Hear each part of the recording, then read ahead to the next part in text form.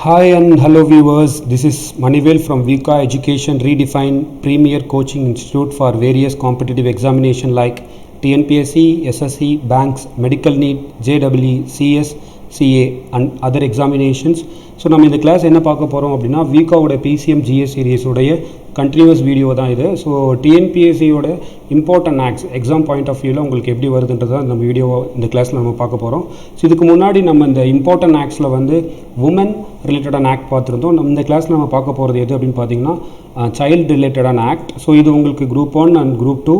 So அதெல்லாம் உங்களுக்கு கண்டிப்பாக என்ன ஆகும், யூஸ் ஆகும். எப்படி யூஸ் ஆகும் அப்படிங்கிறத உங்களுக்கு நான் வந்து வீடியோஸ் வரும்போது சொல்கிறேன். ஸோ அப்போ குரூப் 2 2A ஸோ உங்களுக்கு இன்டர்வியூ இருந்துச்சுன்னா இன்டர்வியூவில் நீங்கள் வந்து இதில் பார்க்குற கிளாஸஸை வந்து நீங்கள் என்ன பண்ணிக்கலாம், யூஸ் பண்ணிக்கலாம். அண்ட் மெயின்ஸ்லேயும் உங்களுக்கு கண்டிப்பாக யூஸ் ஆகும் as well as in prelims. So இப்போ prelims, mains and interview so நம்ம அது ரிலேட்டடாக தான் பார்த்துட்ருக்கோம். பிகாஸ் ஆக்ட் வந்து உங்களுக்கு நிறைய இடத்துல நீங்கள் என்ன பண்ண முடியும், மென்ஷன் பண்ண முடியும். ஈவன் உங்களுடைய அட்மினிஸ்ட்ரேஷன்ஸ்லேயும் உங்களுக்கு என்ன ஆகும், ஆக்ட் யூஸ் ஆகும். இப்போ உமன் பார்த்தோம். ஸோ இந்த கிளாஸ் நம்ம பார்க்க போகிறது சைல்டு ரிலேட்டட் ஆக்ட். அதில் ஃபஸ்ட்டு நமக்கு மார்க்ஸ் டிஸ்ட்ரிபியூஷன்ஸ் எக்ஸாமில் என்ன மாதிரி வரும் அப்படின்னு பார்த்தீங்கன்னா ஆப்வியஸ்லி இன் ப்ரிலிம்ஸ் உங்களுக்கு 1 or 2 கொஷின்ஸ் ஃப்ரம் எதில் கேட்பாங்கன்னா ஆக்டில் கேட்பாங்க டைரெக்டாக. சில சம்டைம்ஸ் 2 to 3 கொஷின்ஸ் கேட்பாங்க. அப்போ உங்களுக்கு ப்ரெடிக்ட் பண்ண முடியாது. சம்டைம்ஸ் கேட்காம கூட போகலாம், சம்டைம்ஸ் 2 or 3 கொஷின்ஸ் கேட்கலாம். ஸோ முன்னாடிலாம் பார்த்தீங்கன்னா இயர்ஸ் கேட்டுட்ருப்பாங்க. உங்களுக்கு இப்போ ஃபேக்ட்ரிஸ் ஆக்ட் எந்த வருஷம் வந்தது, இல்லை பாக்ஸோ ஆக்ட் எந்த வருஷம் வந்ததுன்னு கேட்பாங்க. அதை தவிர இப்போ அதோடைய பேசிக் இன்ஃபர்மேஷன்ஸ் என்னன்றதை பார்த்து வச்சுக்கோங்க. ஓகே, இப்போ பாக்ஸோ ஆக்ட் எது தொடர்பானது, ஃபேக்ட்ரிஸ் ஆக்ட் எது தொடர்பானதுன்னு சொல்லி பேசிக் இன்ஃபர்மேஷன் உங்களுக்கு ப்ரிலிம்ஸில் கேட்கலாம். இல்லை மேட்ச் த ஃபாலோவிங்கில் உங்களுக்கு கொஷின்ஸ் வரும். அப்போது எம்சிக்யூவில் உங்களுக்கு 2 or 3 கொஷின்ஸ் உங்களுக்கு எக்ஸாமினேஷனில் வரலாம். ப்ரிலிம்ஸ் குரூப் 1, 2 and 2A ரெண்டு பேருக்குமே தான். ஓகேவா? அண்ட் மெயின்ஸை பொறுத்தளவுக்கு உங்களுக்கு லாஸ்ட் டைம் குரூப் 1 எக்ஸாமினேஷனில் உங்களுக்கு உமனில் நம்ம லாஸ்ட் கிளாஸில் உமன் வீடியோ பார்த்தோம், உமன் ரிலேட்டடான ஆக்ட் வீடியோ பார்த்தோம். அந்த வீடியோவில் உங்களுக்கு நான் எவ்வளோ கொஷின்ஸ் கேட்டாங்கன்னு சொல்லலை. பட் லாஸ்ட் டைம் ஒரு 25 மார்க்ஸ் வந்து உங்களுக்கு கேட்டிருந்தாங்க. ஒரு 10 marks question and 15 mark question 2 question கேட்டிருந்தாங்க. ரெண்டுமே ஈஸியான கொஷின்ஸ் தான், உமன் எம்பவர்மெண்ட் ரிலேட்டடான கொஷின்ஸ். உங்களுக்கு அந்த ஆக்ட்லாம் தெரிஞ்சிருந்தால் நீங்கள் உமன் எம்பவர்மெண்ட் ரிலேட்டடாக யூஸ் பண்ணிக்கலாம். ஸோ சைல்டில் லாஸ்ட் டைம் என்ன கேள்வி கேட்டிருந்தாங்க அப்படின்னு கேட்டிருந்தீங்கன்னா இது ஆக்சுவலி சோஷியல் இஷ்யூவில் வரும். உங்களுக்கு பேப்பர் 1ல் சோஷியல் இஷ்யூ இருக்குது. அந்த பேப்பர் 1ல் இருக்க சோஷியல் இஷ்யூவில் இந்த கொஷின்ஸ் கேட்டிருந்தாங்க. 10 மார்க் கொஷின்ஸ் என்ன கேட்டிருந்தாங்கன்னா what are the activities monitored by the national commission for protection of child right, NCPCR உடைய ஆக்டிவிட்டீஸ் எதை மானிட்டர் பண்ணுது அப்படின்ற கொஷின் கேட்டிருந்தாங்க. அப்போ உங்களுக்கு NCPCR என்னன்னு தெரிஞ்சால் உங்களுக்கு இந்த கொஷினுக்கு ஆன்சர் பண்ண முடியும். பிகாஸ் அவங்க மோஸ்ட்லி ஏதாவது ஒரு கமிஷன் என்ன பண்ணுவாங்க அப்படின்னா அவங்க எதுக்காக செட்டப் பண்ணாங்களோ அதுதான் மானிட்டர் பண்ண போகிறாங்க. அப்போ இந்த கொஷின் ரொம்ப ரொம்ப ஈஸி. என்ன தெரிஞ்சிருந்துச்சுன்னா வந்து உங்களுக்கு இந்த ஆக்டோ இல்லை உமன் சைல்டு ரிலேட்டடான இஷ்யூஸ் உங்களுக்கு தெரிஞ்சிருந்தால் உங்களால் என்ன பண்ண முடியும், ஈஸியாக ஆன்சர் பண்ண முடியும். ஸோ இது எப்படி ஆன்சர் பண்ணுறது நம்ம இந்த வீடியோவோட எண்டில் பார்க்கலாம். ஓகேவா? ஓகே. ஸோ அண்ட் ஃபஸ்ட் நம்ம என்ன பார்க்க போகிறோம்னா சைல்டு ரிலேட்டடான டெஃபினிஷன் என்னன்றதை பற்றி பார்க்க போகிறோம். பிகாஸ் என்ன டெஃபினிஷன் கண்டிப்பாக நம்ம வந்து ஒரு கொஷின்ஸ் கேட்டாங்கன்னா எழுதியே ஆகணும். அதனால் டெஃபினிஷன் பார்க்க போகிறோம். ஸோ இதில் ஃபஸ்ட்டு வந்து உங்களுக்கு ப்ரிலிம்ஸ்க்கு யூஸ் ஆகிற பாயிண்ட் டெஃபினிஷன். அதாவது சைல்டு ரிலேட்டட் டெஃபினிஷன் எதில் மென்ஷன் பண்ணவே கிடையாது, இல்லை எதில் டிஃபைன் பண்ணவே கிடையாதுன்னா இந்தியன் கான்ஸ்டியூஷனில் டிஃபைன் பண்ணவே இல்லை. அப்போ இந்திய அரசியலமைப்பில் குழந்தைகள் தொடர்பாக எந்த ஒரு விரிவான விளக்கமும் அளிக்கப்படவில்லை. குழந்தைகள்னால் என்ன அப்படிங்கிறது என்ன பண்ணலை, டிஃபைன் பண்ணலை. அடுத்து அப்போது இந்தியன் கான்ஸ்டியூஷன் டிஃபைன் பண்ணலை அப்படின்னா வேறு எல்லாம் டிஃபைன் பண்ணியிருக்காங்கன்னா நிறைய லாஸ் அண்ட் ஆக்டில் என்ன பண்ணியிருக்காங்க, மென்ஷன் பண்ணியிருக்காங்க. இதில் நம்ம ஃபஸ்ட்டு பார்க்க போகிறது என்னென்னா according to the article 1 of the United nation convention on right of child 1989, a child means every human being below the age of 18 years unless under the law applicable to the child majority is attained earlier. அதாவது united nation convention on the rights of child 1989ல் என்ன சொல்லியிருக்காங்க article 1ல் அப்படின்னா சைல்டுன்றது யார் அப்படின்னு பார்த்தீங்க அப்படின்னா every human being the below age of 18 years. அதாவது ஒரு ஹியூமன் 18 வயசுக்கு கீழே இருக்க ஹியூமனை நம்ம என்ன சொல்கிறோம், சைல்டுன்னு சொல்கிறோம். இது யார் சொல்லியிருக்கா அப்படின்னு பார்த்தீங்கன்னா விதி 1 யுனைடெட் நேஷன் ஐக்கிய நாடுகள் சபையோடைய convention on the rights of child. Okay, 1989 கொண்டு வரப்பட்டது. இது உங்களுக்கு ப்ரிலிம்ஸில் கேட்கலாம். எந்த வருடம் யுனைடெட் நேஷனில் சைல்டு ரிலேட்டடான அது அவங்களோட ரைட் ரிலேட்டடான கன்வென்ஷன்ஸ் கொண்டு வந்தாங்கன்னு கேட்கலாம். ஓகேவா? அதில் 18 வயசு கீழே இருக்கவங்க எல்லாத்தையுமே என்ன தான் சொல்கிறாங்க, சைல்டு தான் சொல்கிறாங்க. இந்தியாவிலையும் நிறைய ஆக்டில் 18 இயர்ஸ்க்கு கீழே இருக்கவங்கள தான் நம்ம என்னென்னு சொல்கிறோம், சைல்டுன்னு சொல்கிறோம். Even national policy on child இந்த குழந்தைகள் தொடர்பான பாலிசிஸ் இருக்குல்ல, அதில் கூட நம்ம 18 வயசுன்னு தான் சொல்லியிருக்கோம். அப்போ 18 வயசுக்கு கீழே இருக்க எல்லாருமே சைல்டு தான். பட் இன் சர்டன் ஆக்ட்ஸ், சில ஆக்ட்ஸில் நீங்கள் பார்த்தீங்க அப்படின்னா ஸோ 14 வயசுக்கு கீழே இருக்கவங்க தான் சைல்டுன்னு சொல்கிறாங்க. அது மாதிரி தான் ஒரு ஆக்ட், என்ன ஆக்ட் அப்படின்னு பார்த்தீங்க அப்படின்னா child labour prohibition and regulation act. அதாவது குழந்தை தொழிலாளர் தடுப்பு மற்றும் ஒழுங்குபடுத்துதல் சட்டம் அப்படின்னு ஒரு சட்டம் இருக்குது. இந்த சட்டம் 1986ஆம் ஆண்டு கொண்டு வரப்பட்டது. இந்த சட்டத்தில் என்ன சொல்கிறாங்க அப்படின்னு பார்த்தீங்கன்னா 14 வயதுக்கு கீழே இருக்கவங்கள என்ன சொல்கிறோம், not completed is 14 years of age தான் நம்ம என்ன சொல்கிறோம், சைல்டுன்னு சொல்கிறோம். அப்போ 14 வயசுக்கு கீழே இருக்கவங்கள சைல்டுன்னு சொல்கிறோம் as per child labour prohibition and regulation act. 18 வயசு கீழே இருக்கவங்கள நம்ம சைல்டுன்னு சொல்கிறோம். நீங்கள் வேணும்னா என்ன பண்ணிக்கலாம், இப்போ எக்ஸாம்பிளுக்கு சைல்டு லேபர் ரிலேட்டடாக கேட்டாங்கன்னா இந்த ஆக்டை மென்ஷன் பண்ணுங்கள். ஜென்ரலாக சைல்டு ரிலேட்டட் கேட்டாங்கன்னா எதை மென்ஷன் பண்ணிக்கலாம், Article 1 of the United nation convention on the rights of child 1989 நீங்கள் என்ன பண்ணிக்கலாம், மென்ஷன் பண்ணிக்கலாம். அப்போ டெஃபினிஷன் ஆஃப் சைல்டு ரொம்ப முக்கியம். ஸோ இதிலேருந்து நம்ம என்ன தெரிஞ்சுக்கிறோம் அப்படின்னா இந்திய அரசியலமைப்பில் டெஃபினிஷன் கிடையாது, சைல்டுக்கான டெஃபினிஷன் கிடையாது. யுனைடெட் நேஷன் தான் என்ன பண்ணியிருக்காங்க, சைல்டுன்னு என்னென்னு மென்ஷன் பண்ணியிருக்காங்க. அதே மாதிரி இந்தியாவில் பல்வேறு வகையான சட்டங்களில் நம்ம மென்ஷன் பண்ணியிருக்கோம். ஆனால் அதில் மிக முக்கியமான சட்டம் என்னென்னா குழந்தை தொழிலாளர் தடுப்பு மற்றும் ஒழுங்குமுறை சட்டம் 1986. இதில் 14 வயதிற்கு கீழ் உள்ளவங்களை தான் நம்ம என்னென்னு சொல்கிறோம், சில்ட்ரன், குழந்தைகள்னு சொல்கிறோம். ஓகேவா, இது டெஃபினிஷன் ஆஃப் சைல்டு. அடுத்து என்னன்னா குழந்தைகள் என்னென்ன மாதிரியான இஷ்யூஸ் எல்லாம் ஃபேஸ் பண்ணுறாங்க, பிகாஸ் சைல்டு என்னென்ன இஷ்யூஸ் ஃபேஸ் பண்ணுறாங்கன்னு தெரிஞ்சால் தான் அதுக்கேற்ற ஆக்டை நம்ம என்ன பண்ண முடியும், ஈஸியாக ஞாபகம் வச்சுக்க முடியும். அதில் ஃபர்ஸ்ட் ரொம்ப முக்கியமானது சைல்டு லேபர். ஏன்னா இந்தியாவில் சைல்டு லேபர் ரொம்ப ரொம்ப அதிகம். ஸோ அது எவ்வளோ எவ்வளோ சைல்டு வந்து லேபராக என்கேஜ் ஆயிருக்காங்கன்றதை நம்ம லேட்டராக பார்ப்போம். And girl child, because girl சைல்டுக்கு அதிகமான டிஸ்கிரிமினேஷன்ஸ் இருக்கும். நம்ம லாஸ்ட் கிளாஸில் கூட பார்த்தோம், அந்த ஃபீமேல் இன்ஃபான்டிசைட்ஸ் ரொம்ப அதிகம். அதே மாதிரி முன்னாடிலாம் பார்த்தீங்கன்னா 2000 years, அது 1990 இல்லை அதுக்கு முன்னாடிலாம் பார்த்தீங்கன்னா வந்து இந்த ப்ரீநட்டல் ப்ரீ கன்செப்ஷன் அப்படின்னு ஒரு ஆக்ட் வந்தது. அந்த ஆக்ட் வரதுக்கு முன்னாடிலாம் பார்த்தீங்க அப்படின்னா கருவில் இருக்கும்போதே ஓகே என்ன பண்ணிடுவாங்க அப்படின்னு பார்த்தீங்கன்னா அந்த குழந்தை ஆண் குழந்தையா பெண் குழந்தையான்னு பார்ப்பாங்க. பெண் குழந்தை அப்படின்னா என்ன பண்ணிடுவாங்க, வந்து கருவை வந்து கலைச்சிருவாங்க. ஸோ இந்த மாதிரியெல்லாம் நிறையா இந்தியாவில் நடந்துட்டு இருந்தது, ஸ்டில் நடந்துட்டு தான் இருக்குது. நம்ம ஈவன் ஆக்ட் கொண்டு வந்தாலும் அப்போ கேர்ள் சைல்டுக்கு அகெயின்ஸ்டாக நிறைய டிஸ்கிரிமினேஷன்ஸ்லாம் இருக்குது. இப்போ எக்ஸாம்பிளுக்கு நிறைய பேர் வந்து 14 வயசுக்கு மேலே படிக்க வைக்க மாட்டாங்க, இல்லைனா 18 வயசுக்கு மேலே ஸ்கூல் முடித்த உடனே என்ன பண்ணி வச்சிரும், கல்யாணம் பண்ணி வச்சிரும், காலேஜ் கூட்டு போக மாட்டாங்க. ஸோ இந்த மாதிரி நிறையா கேர்ள்ஸ்க்கு அகெயின்ஸ்டாக நிறைய டிஸ்கிரிமினேஷன்ஸ் இந்தியாவில் இருக்குது. And malnutritions one of the important crisis in India, because கிட்டத்தட்ட பார்த்தீங்கன்னா 40% ஆஃப் Indian childs are malnutrition. Even இந்த malnutrition சில்ட்ரனில் மட்டும் கிடையாது, எங்கர் ஏஜில் இருக்கவங்கக்கிட்டையுமே என்ன இருக்குது, இந்த malnutritions இருக்குது. ஸோ malnutrition என்னென்ன அப்படிங்கிறத நம்ம லேட்டராக பார்ப்போம். And poverty. So poverty mostly ஜென்ரலாக வந்து 18 வயசுக்கு மேலே இருக்கவங்களை அஃபெக்ட் பண்ணணும்னு பார்த்துருக்கோம். நோ, அது கண்டிப்பாக இருக்காது. ஏன்னா பிலோ 18 தான் அதிகமாக அஃபெக்ட் பண்ணும். ஏன்னா ஒரு ஃபாதரோ மதரோ ப்ராப்பராக ஒர்க் போகலை அப்படின்னா அவங்களால பெட்டரான நியூட்ரிஷனோ ஹெல்த்தோ இல்லை எஜுகேஷனோ யாருக்கு தர முடியாது, அவங்களுடைய குழந்தைக்கு தர முடியாது. அப்போ அவங்களோட குழந்தைய என்ன பண்ணுவாங்க, சர்டன் லேபர் ஆக்டிவிட்டீஸில் ஈடுபட வைப்பாங்க, ஏதோ ஒர்க்குக்கு அனுப்புவாங்க. அது மூலமாக அவங்களுக்கு சர்டன் கெயின்ஸ் கிடைக்கலாம், வருமானம் வரலாம், அந்த வருமானத்தை வந்து ஃபேமிலி ரன் பண்ணலான்னு இருப்பாங்க. அப்போ இந்தியாவில் பாவர்ட்டியை ஒழிக்காத வர கண்டிப்பாக என்ன பண்ண முடியாது, 100% எஜுகேஷனோ இல்லை பெட்டர் நியூட்ரிஷனோ யாருக்கு தர முடியாது, குழந்தைகளுக்கு தர முடியாது. அப்போ இந்தியாவில் கிட்டத்தட்ட பார்த்தோம் அப்படின்னா அஃபிஷியல் எஸ்டிமேஷன் படி 22% மக்கள் என்னவாக இருக்காங்க, பூவராக இருக்காங்க. அப்போ இந்த 22% மக்கள் பூவராக இருக்காங்கன்றதை நம்ம என்ன சொல்லுவோம்னா பாவர்ட்டி ரேஷியோன்னு சொல்லுவோம். ஓகே, ஸோ அப்போ இந்த பாவர்ட்டி ரேஷியோ எதை பேஸாக வச்சு இந்தியாவில் டிட்டர்மைன் பண்ணுறாங்க அப்படிங்கிறத நீங்கள் என்ன பண்ணுங்கள், கமெண்ட் பாக்ஸில் சொல்லுங்கள்.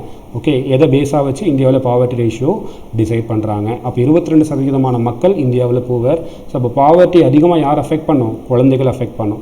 அதுக்கப்புறம் இல்லிட்ரேசி. ஓகே, அப்போ பாவர்ட்டி இருந்தாலே கண்டிப்பாக என்ன அதிகமாக இருக்கும், இல்லிட்ரேசி அதிகமாக இருக்குது. இந்தியாவில் இன்னும் நம்ம என்ன பண்ணலை, 100% லிட்ரேசிக்கெலாம் கொண்டு போகல. கிட்டத்தட்ட பார்த்தோம் அப்படின்னா 74% கிட்ட தான் நம்மளுடைய லிட்ரேட் ரேஷியோ இருக்குது. அதுவும் நீங்கள் ரூரல் ஏரியாஸில் பார்த்தீங்கன்னா இல்லிட்ரேசி என்னவாக இருக்கும், ரொம்ப அதிகமாக தான் இருக்கும். அடுத்து நீங்கள் பார்த்தீங்க அப்படின்னா சைல்டு மேரேஜ். ஸோ இந்தியாவில் சைல்டு மேரேஜ் ரொம்ப ரொம்ப அதிகம். நம்ம லாஸ்ட் கிளாஸில் கூட பார்த்தோம். ஓகே, இந்தியாவில் நிறைய சைல்டு என்ன பண்ணிடுறாங்க, அந்த 18 வயதுக்கு முடிகிறதுக்கு முன்னாடியே மேரேஜ் பண்ணிடுறாங்க அப்படிங்கிறத நம்ம பார்த்தோம். And child trafficking. ஸோ சின்ன வயசில் குழந்தைகள் கடத்திட்டு போய் ரோட் சைட் பெக்கர்ஸாவோ இல்லை அவங்கள வந்து வயலன்ஸ் ஆக்டிவிட்டீஸ்லாவோ இல்லைனா அவங்கள வந்து அப்யூஸ் பண்ணுறதுக்காக என்ன பண்ணிக்கிறாங்க, நிறைய யூஸ் பண்ணிக்கிறாங்க. எதனால தான், சைல்டு சைல்டு டிராஃபிக்கிங், குழந்தைகளை கடத்துறதுனால. அப்போ குழந்தை திருமணம், குழந்தைகள் கடத்துறது, அதேமாதிரி பெண்களுக்கு ஜெண்டர் இன்இக்வாலிட்டின்னு சொல்லலாம். பெண்களை வந்து என்ன பண்ணுறது, ப்ராப்பராக ட்ரீட் பண்ணுறது கிடையாது. குறிப்பாக அவங்கள எந்த ஒரு டெசிஷன் மேக்கிங்லையுமே இன்வால்வ் பண்ண வைக்கிறது கிடையாது. இப்போ ஃபேமிலியில் ஒரு டிசைட் பண்ணுறாங்க அப்படின்னா ஜஸ்ட் அவங்ககிட்ட ஒப்பீனியன் கேட்பாங்களே தவிர அவங்கள ஃபைனல் டெசிஷன் எடுக்க வைக்கிறது நிறையா ஃபேமிலியில் கிடையாது. அப்போ ஜெண்டர் இன்இக்வாலிட்டி இன்னும் இருக்குது. ஸோ அதுக்கப்புறம் லேக் ஆஃப் எஜுகேஷன். ஸோ அவங்களுக்கு லேக் ஆஃப் எஜுகேஷன்ஸ் நிறையா இருக்குது. அதான் நம்ம ஆல்ரெடி பார்த்தோம், மேல் நியூட்ரிஷன், பாவர்ட்டிலாம் இருந்தால் அவங்களால ப்ராப்பராக என்ன பண்ண முடியாது, எஜுகேஷன் கொண்டு போக முடியாது. அப்போ எஜுகேஷன் இல்லைன்னா அவங்க ஸ்டில் யாரை தான் டிபெண்ட் பண்ணியிருப்பாங்க அப்படின்னு பார்த்தீங்கன்னா அவங்களுடைய ஃபாதரவோ இல்லை அவங்களுடைய ஹஸ்பண்டவோ டிபெண்ட் பண்ணி தான் இருப்பாங்க. ஸோ அப்போ அவங்க ஃபாதர் ஹஸ்பண்டை டிபெண்ட் பண்ணியிருக்கும் போது அவங்களே மணிக்கு டிபெண்ட் பண்ணியிருக்காங்க. ஏன்னா அவங்க ஒர்க்குக்கு போகல, பிகாஸ் அவங்களுக்கு என்ன கிடையாது, ப்ராப்பர் எஜுகேஷன் இல்லை. அப்போ கண்டிப்பாக அவங்க என்ன தான் பண்ணி ஆகணும், செகண்டரி ஒர்க்ஸ் தான் பண்ணி ஆகணும். அவங்களுக்கு வந்து இப்போ பேங்க் ஆர் அதர் கவர்மெண்ட் ஜாப்ஸோ இல்லை வந்து முக்கியமாக இருக்க ஐடி செக்டர்ஸில் அவங்களுக்கு ஒர்க் கிடைக்காது, ஏன்னா எஜுகேஷன் இல்லை. அப்போ அவங்க வந்து கிட்டத்தட்ட 10 மணி நேரம் ஒர்க் பண்ணுற மாதிரி இருக்கும் ஆஃபீஸில். ஆஃபீஸ் மீன்ஸ் செகண்டரி ஆஃபீஸ், இப்போ இந்த எம்எஸ்எம்இயாக இருக்கலாம், ரூரல் ஏரியாவாக இருக்கலாம். அகெயின் 10 hours ஒர்க் பண்ணாலும் மறுபடியும் மார்னிங் அவங்க தான் குக் பண்ணணும், அண்ட் நைட்டு வந்து அவங்க தான் குக் பண்ணணும், வீட்டில் இருக்க சைல்டு அவங்க தான் பார்த்துக்கணும். இந்த மாதிரி நிறைய ப்ராப்ளம்ஸ் இருக்குது. நம்ம ரூரல் ஏரியாஸில் பார்க்கலாம், ஒரு உமன் எஜுகேஷன் போகலை அப்படின்னா அவங்க என்னென்ன மாதிரியான ப்ராப்ளம்ஸ்லாம் ஃபேஸ் பண்ணுறாங்கன்னு சொல்லி. ஆப்வியஸ்லி எஜுகேஷன் இல்லாதவங்களுக்கு எதிரான வயலன்ஸ் அண்ட் அப்யூஸ் இருக்குது. ஏன்னா அவங்களுக்கு யார்கிட்ட போய் கம்ப்ளைண்ட் பண்ணணும்னு கூட தெரியாது. ஓகேவா? ஸோ அப்போது எஜுகேஷன் ஒரு மிக முக்கியமான டூல் ஒரு அஃப்ளிக்ட் பண்ணுறது யாரை, உமனை. அண்ட் உமன் மட்டும் கிடையாது, டோட்டல் சொசைட்டியவே முன்னேற்றுவதற்கு மிக முக்கியமானது எஜுகேஷன் தான். ஸோ அப்போ இந்தியாவில் சைல்டு ஃபேஸ் பண்ணுற இஷ்யூஸ் எல்லாமே இதுதான். Okay, so and next one வந்து important info, woman related child ரிலேட்டடான இம்பார்ட்டன்ட் இன்ஃபோ என்னென்ன அப்படிங்கிறத பற்றி தான் நம்ம பார்க்க போகிறோம். பிகாஸ் இது எதுக்கு தேவைன்னா நமக்கு மெயின்ஸில் சில இடத்துல என்ன பண்ணிக்க முடியும், யூஸ் பண்ணிக்க முடியும். ஏன்னா டேட்டா அப்படிங்கிறது மெயின்ஸில் நமக்கு தேவை. சும்மா நம்ம பாயிண்ட்டை மட்டும் எழுதிட்டு போகக்கூடாது, அந்த இடத்துல டேட்டா மென்ஷன் பண்ணால் தான் அது ப்ராப்பரான பாயிண்ட்டை நம்ம ஜஸ்டிஃபை பண்ண முடியும். அப்போ பாயிண்ட் ரொம்ப இம்பார்ட்டன்ட். ஓகே, ஸோ கான்செப்டுவலாக படித்து பாஸ் பண்ணலாம். இப்போ குரூப் 1 எக்ஸாம்னா நம்ம கான்செப்டாக தான் படிக்கணும் அப்படின்றதெல்லாம் கிடையாது. கண்டிப்பாக நீங்கள் டேட்டா ஓரியன்டாகவும் சில விஷயத்தை என்ன பண்ணி ஆகணும், ஞாபகம் வச்சு ஆகணும். ஓகேவா? ஸோ அப்போ நம்ம ஃபஸ்ட்டு இன்ஃபர்மேஷன் என்ன பார்க்க போகிறோம் சைல்டு ரிலேட்டடாக அப்படின்னு பார்த்தீங்கன்னா, இந்தியாவில் இருக்க மொத்த சில்ட்ரன் எவ்வளோ. நம்ம ஃபஸ்ட்டு என்ன பார்த்தோம், டெஃபினேஷன் ஆஃப் சில்ட்ரன் என்னன்னு பார்த்தோம். அடுத்து சில்ட்ரன் என்னென்ன இஷ்யூலாம் ஃபேஸ் பண்ணுறாங்கன்றதை பற்றி பார்த்தோம். இப்போ நம்ம என்ன பார்க்க போகிறோம் அப்படின்னு பார்த்தீங்கன்னா, எவ்வளோ நம்பர் ஆஃப் சில்ட்ரன் இந்தியாவில் இருக்காங்க அப்படிங்கிறதா. அப்போ total number of children in India எவ்வளோனா 472 மில்லியன். ஓகே, 472 மில்லியன் பீப்புள் இந்தியாவில் என்னவாக இருக்காங்க, சில்ட்ரனாக இருக்காங்க. மொத்தமாக இந்தியாவுடைய பாப்புலேஷனில் 39% யார் தான், சில்ட்ரன் தான். அப்போ மொத்த மக்கள் தொகையில் 39% மக்கள் யாராக தான் இருக்காங்க அப்படின்னு பார்த்தீங்கன்னா சில்ட்ரனாக தான் இருக்காங்க, குழந்தைகளாக தான் இருக்காங்க. அப்போ 0 to 18 18 வயதிற்கு கீழே உள்ளவங்களாம் சில்ட்ரன் தான். இப்போ 18 வயசு கீழே இருக்கவங்க 39%. அதுக்கப்புறம் நீங்கள் பார்த்தீங்க அப்படின்னா 0 to 6 years ஆஃப் ஏஜில் ஓகே எவ்வளோ பேர் இருக்காங்க அப்படின்னு பார்த்தீங்கன்னா 29% ஆஃப் சில்ட்ரன் இன் இந்தியா. அதாவது இந்த 472 மில்லியன் சில்ட்ரன் பார்த்தோம்ல, அந்த 472 மில்லியன் சில்ட்ரனில் 29% யார் தான் அப்படின்னு பார்த்தீங்க அப்படின்னா வந்து 0லேருந்து 6 வயசுக்குள்ளே இருக்கவங்க, அதாவது 6 வயசுக்கு கீழே இருக்கவங்க 29%. எதில் 29%? 472 மில்லியனில் 29%. அப்போ 18 வயசுக்கு கீழே இருக்கவங்க 472 மில்லியன், 6 வயசுக்கு கீழே இருக்கவங்க அந்த 472ல் 29%. ஸோ அதுக்கப்புறம் மிக முக்கியமான இன்ஃபர்மேஷன் என்னென்னு பார்த்தீங்கன்னா child sex ratio. Child sex ratio அப்படின்னா ஃபஸ்ட் நம்ம என்னென்னு பார்க்கணும். செக்ஸ் ரேஷியோனா என்னென்னு தெரியும். செக்ஸ் ரேஷியோனா என்னென்னா, இப்போ வந்து ஒரு 1000 மேல் இருக்காங்க, ஓகே 1000 ஆண்கள் இருக்காங்க. அந்த 1000 ஆண்களுக்கு இந்தியாவில் வந்து எத்தனை பெண்கள் இருக்காங்க அப்படிங்கிறதான். அவுட் ஆஃப் 1000 மேல்ஸ் எவ்வளோ ஃபீமேல்ஸ் இருக்காங்கன்றதான் என்ன சொல்லுவோம், செக்ஸ் ரேஷியோன்னு சொல்லுவோம். அப்போ 2011 இந்தியாவுடைய செக்ஸ் ரேஷியோ எவ்வளோ, அதாவது தமிழ் என்ன சொல்லுவோம்னா பாலின விகிதம் எவ்வளோ அப்படிங்கிறத என்ன பண்ணுங்கள் கமெண்ட் பாக்ஸில் சொல்லுங்கள். ஓகேவா? இப்போ நம்ம என்ன பார்க்க போகிறோம்னா செக்ஸ் ரேஷியோ பார்க்க போகிறதில்ல, சைல்டு செக்ஸ் ரேஷியோன்னு என்னென்னு பார்க்க போகிறோம். அப்போ 1951 சைல்டு செக்ஸ் ரேஷியோ எவ்வளோ இருந்துன்னு பார்க்குறதுக்கு முன்னாடி சைல்டு செக்ஸ் ரேஷியோன்னு என்னென்னு பார்ப்போம். ஓகேவா? இப்போ 0லேருந்து 6 வயசுக்குள்ளே இருக்கவங்கள தான் இந்த இடத்துல செக்ஸ் ரேஷியோக்கு சைல்டுக்கு யூஸ் பண்ணுவோம். அப்போ 6 வயசுக்கு கீழே எவ்வளோ சைல்டு இருக்காங்க அப்படிங்கிறத பார்ப்போம். அந்த சைல்டில் 1000 மேல் சைல்டுக்கு எவ்வளோ ஃபீமேல் சைல்டு இருக்காங்கன்னு பார்ப்போம். அப்போ 1000 ஆண் குழந்தைகளுக்கு எவ்வளோ பெண் குழந்தைகள் இருக்காங்க அப்படிங்கிறத என்ன சொல்லுவோம், குழந்தைகள் பாலின விகிதம் அப்படின்னு சொல்லுவோம். குழந்தைகள் பாலின விகிதம் அது எவ்வளோ வயசுக்குள்ளே தான் கால்குலேட் பண்ணுவோம், 0 to 6 இந்த இடத்துல என்ன வராது, 18 வயசுன்னு வராது. அப்போது 6 வயதிற்கு உட்பட்ட 1000 ஆண் குழந்தைகளுக்கு எவ்வளோ பெண் குழந்தைகள் இருக்காங்க அப்படிங்கிறதான் சைல்டு செக்ஸ் ரேஷியோ. இப்படி தான் நீங்கள் மெயின்ஸில் என்ன பண்ணணும், அந்த டெஃபினேஷன் எழுதணும். ஓகே, இதுதான் ரொம்ப சிம்பிளாகவும் இருக்கும். அப்போ 1951 அடுத்து நீங்கள் இதை தான் மென்ஷன் பண்ணணும். 1951 983 பேர் இருந்தாங்க. எவ்வளோ ஆண்களுக்கு, 1000 ஆண்களுக்கு. இதே என்ன ஆகுதுன்னா 2001 அதாவது 1951 அப்போ நம்ம வந்து டெவலப் ஆகாத சொசைட்டின்னு கூட வச்சுக்கலாம். நம்ம அந்தளவுக்கு முன்னேறலை, நம்மக்கிட்ட எஜுகேஷன் கிடையாது, ப்ராப்பரான எம்ப்ளாய்மெண்ட் கிடையாது. அப்போனா சைல்டை வந்து, அதாவது உமன் சைல்டை வந்து என்ன, கேர்ள் சைல்டை வந்து நிறைய என்ன பண்ணியிருக்க மாட்டாங்க, என்கரேஜ் பண்ணியிருக்க மாட்டாங்க. ஓகேவா? பட் 2001 பார்த்தீங்க அப்படின்னா அது என்ன ஆயிருக்கணும், இன்க்ரீஸ் ஆகிருக்கணும். பட் ஆனால் இந்தியாவில் என்ன ஆயிருக்கு, டிக்ரீஸ் ஆகிருக்கு. 983 என்னவாயிருக்கு, 927 ஆயிருக்கு. ஸோ அப்போ 2001 இருந்தாவது இன்க்ரீஸ் ஆகிருக்கணுமே அப்படின்னு பார்த்தா அதுவும் இன்க்ரீஸ் ஆகலை, ரொம்ப ரொம்ப என்னதான் இருக்குது, டிக்ரீஸ் தான் இருக்குது. அப்போது 983 ஒரு 60 ஆண்டு காலத்தில் எவ்வளோ ஆயிருக்கு, 919 ஆயிருக்கு. அப்போ சைல்டு செக்ஸ் ரேஷியோ என்னவா இல்லை, ஃபேவராக இல்லை. அப்போது சைல்டு செக்ஸ் ரேஷியோ ஃபேவராக இல்லைன்னா இன்னும் ஒரு 10 to 15 இயர்ஸ்க்கு அப்புறம்லாம் பார்த்தீங்க அப்படின்னா 1000 மேலுக்கு ஃபீமேலோட ரேஷியோ என்னவாக இருக்கும், கம்மியாக இருக்கும். அப்போது நிறைய மேலுக்கு என்ன நடக்காது, மேரேஜ் நடக்கிறதுக்கு சான்ஸ் ரொம்ப ரொம்ப கம்மி தான். ஓகேவா? அப்போ சைல்டு செக்ஸ் ரேஷியோ இந்தியாவில் இட்ஸ் நாட் ஃபேவரபிள். ஓகே, அடுத்து இன்ஃபான்ட் மோர்டாலிட்டி ரேட், ஐஎம்ஆர்னு சொல்லுவோம். இன்ஃபான்ட் மோர்டாலிட்டி ரேட்னா என்ன அப்படின்னா 1000 குழந்தைகள் பிறக்குதுன்னா அதில் எத்தனை குழந்தைகள் இறந்துடுறது அப்படிங்கிறதான். மொர்டாலிட்டி அப்படின்னா இறப்புன்னு அர்த்தம், ரேட்னா விகிதம், இன்ஃபேண்ட்னா குழந்தைகள். அப்போ குழந்தைகள் இறப்பு விகிதம் அப்படிங்கிறது 1000 குழந்தைகள் பிறக்கும்போது எவ்வளோ குழந்தைகள் இறந்துருது அப்படிங்கிறதான் இன்ஃபேண்ட் மொர்டாலிட்டி ரேட், குழந்தைகள் இறப்பு விகிதம். இது 2020 ஓகே 29.9 குழந்தைகள் இறந்துருது 1000. அப்போ இது எதை மென்ஷன் பண்ணோம் அப்படின்னா இந்தியாவில் இருக்க ப்ராப்பர் மெடிக்கல் ஃபெசிலிட்டிஸை சொல்லும். ஓகே, அப்போ ஏன்னா நம்ம ஓரளவுக்கு இப்போ இன்ஸ்டிடியூஷனல் டெலிவரி பார்த்திங்க அப்படின்னா ஹாஸ்பிட்டல்ஸில் டெலிவரி நிறையா நடக்கிறது அப்படின்னா அந்த மொர்டாலிட்டிக்கு என்னவாக இருக்கும், கம்மியாக இருக்கும், குழந்தைகள் இறக்குறது கம்மியாக இருக்கும். இதே நீ இப்போ சில பேர்லாம் பார்த்திங்க அப்படின்னா வந்து நாட்டு வைத்தியம் சொல்லி நிறைய பேர் என்ன பண்ணுவாங்க, அந்த டெலிவரி டைமில் ஹெல்ப் பண்ணுவாங்க. அது மூலமாக வந்து குழந்தைகள் இறக்குறதுக்கு நிறைய என்ன இருக்குது, சான்சஸ் இருக்குது. அப்போ இன்ஃபேண்ட் மோர்டாலிட்டி ரேட்டை குறைக்கலாம். எப்படி குறைக்கலாம்னா ப்ராப்பரான ஹெல்த் ஃபெசிலிட்டிஸ், இன்ஃப்ராஸ்ட்ரக்சர் ஃபெசிலிட்டிஸ் கொடுத்து குறைக்கலாம். இப்போ தமிழ்நாட்டில் ரொம்ப ரொம்ப கம்மி infant mortality rate. Okay, overall இந்தியாவோட தமிழ்நாட்டில் ரொம்ப கம்மி, 3 மடங்கு கம்மி. அப்போது இன்ஃபேண்ட் மோர்டாலிட்டி ரேட் ஐஎம்ஆர் தமிழ்நாட்டில் எவ்வளோ அப்படிங்கிறத கமெண்ட் பாக்ஸில் மென்ஷன் பண்ணிங்க. இதெல்லாம் உங்களுக்கு ப்ரிலிம்ஸ் அஸ் வெல் அஸ் இன் மெயின்ஸ் ரெண்டுலேயுமே உங்களுக்கு என்ன ஆகும், யூஸ்ஃபுல்லாகும். அதுக்கப்புறம் 0 to 14 years ஆஃப் ஏஜ், 14 வயதிற்கு கீழ் உள்ள குழந்தைகளுடைய டோட்டல் பர்சன்டேஜ் எவ்வளோன்னு பார்த்தீங்கன்னா 28.6%. இது டோட்டல் பாப்புலேஷனில். ஓகேவா? It's not children population, it's about total population. Next one, second largest populated country. India வந்து world second largest populated country. யாருக்கு அப்புறம் பார்த்தீங்கன்னா சைனாக்கு அப்புறம். அப்போ 135 கோடி பேர் இந்தியாவில் இருக்காங்க. இது வந்து 2020 எடுத்த count. Okay, but it's not unofficial count. ஏன்னா 2021 தான் நம்ம என்ன பண்ண போகிறோம், சென்சஸ் எடுக்க போகிறோம். அப்போ 2011 சென்சஸ் படி இந்தியாவில் எவ்வளோ பேர் இருந்தாங்க, 121 கோடி இருந்தது. இப்போ எவ்வளோ அதிகமாக இருக்குது, 135 கோடியாக இருக்குது. ஓகே, அப்போது second largest populated country India வேர்ல்டில். அதுக்கப்புறம் இந்தியா செகண்ட் லார்ஜஸ்ட் பாப்புலேட்டட் கண்ட்ரியாக இருந்தாலும் இந்தியாவுடைய டோட்டல் லேண்டு எவ்வளோ தான், வேர்ல்டு லெவலில் 2.4% ஆஃப் லேண்ட் ஏரியா தான். அப்போ 100% லேண்ட் ஏரியா இருக்குன்னா அதில் இந்தியாவுடைய லேண்ட் ஏரியா ஒன்லி எவ்வளோ தான், 2.4% தான். ஆனால் இந்த 2.4% ஆஃப் லேண்ட் ஏரியாவில் எவ்வளோ பர்சன்டேஜ் ஆஃப் பீப்புள் இருக்காங்க அப்படின்னு பார்த்தீங்கன்னா 17.5% ஆஃப் பீப்புள் இருக்காங்க. ஓகே, பட் இது 17.5% ஆஃப் பீப்புள் எவ்வளோ லேண்ட் ஏரியாவில் இருக்காங்க, 2.4%.